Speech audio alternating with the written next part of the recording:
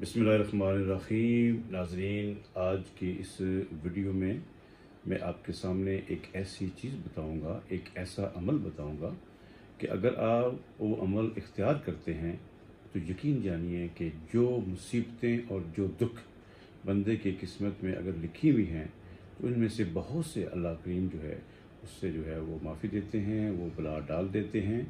वो अमल क्या है, तो इससे पहले कि मैं आपके सामने वो अमल आपके सामने वो बताऊं, तो जिन मेरे दोस्तों ने अभी तक चैनल को सब्सक्राइब नहीं किया तो आप चैनल को सब्सक्राइब कर दें और बेल आइकन का बटन लाजमी प्रेस करें ताकि आपके पास मेरी हर अपलोड वीडियो जो है वो पहुंच सके।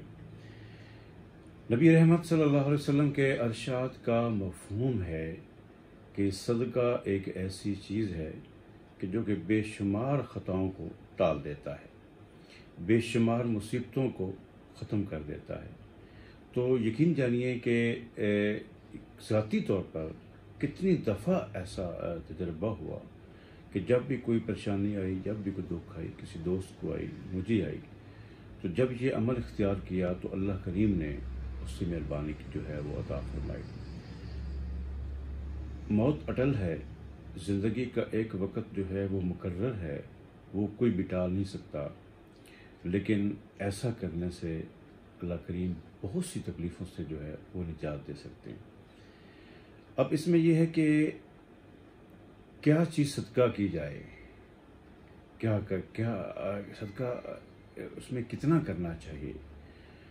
कोई चीज़ भी अगर आप अल्लाह के रास्ते में किसी गरीब को, मस्कीन को, किसी बेवा यतीम को अगर आप देते हैं तो वो आपकी सदका के ज़ुमरे में आ जाएगी। उसकी कोई लिमिट नहीं है, उसकी कोई मिकदार नहीं है। लेकिन एक सदक़े की एक किस्म है, वो होती है कि एक खून का सदका, यानी कि एक जानवर का सदका। तो इसका जो है वो बहुत सा अच्छा रिज़ल्ट भी आता है, इससे बहुत सा फ़ायदा भी होता है। तो बहरहाल अगर आप तौफ़ीक अल्लाह करीम दे तो अगर आप कोई इसमें जानवर अपनी हैसियत के मुताबिक, और सदक़े का एक जो है वो असूल भी है जानवर के हवाले से कि आप इसमें कोई जानवर भी, इसमें उम्र की कैद नहीं है। जिस तरह अकीक़ा में और कुर्बानी के जानवर में एक उम्र की कैद होती है, उसके सेहतमंद होने की जो है वो कैद होती है, सदका में इस तरह की कोई कैद जो है वो नहीं होती। तो आप किसी उम्र का भी कोई जानवर जो है वो अल्लाह के रास्ते में कुर्बान करें और नीयत के साथ करें कि या रब्बे करीम, इस कुर्बानी से जो मैं सदका कर रहा हूँ, जो ये जानवर ज़बह कर रहा हूँ, तो इसके बदले मेरी तकलीफ़ जो है वो उसमें आसानियाँ पैदा फरमा। और आसानियाँ उस मालिक ने ही पैदा करनी हैं। बंदे का काम सिर्फ़ ये होता है कि वो अपने रब से इल्तिजा करे, अपने रब के साथ आजिज़ी से जो है वो पेश आए, आजिज़ी के साथ जो है वो इनकसारी के साथ जो है वो अपनी अर्ज़ पेश करे।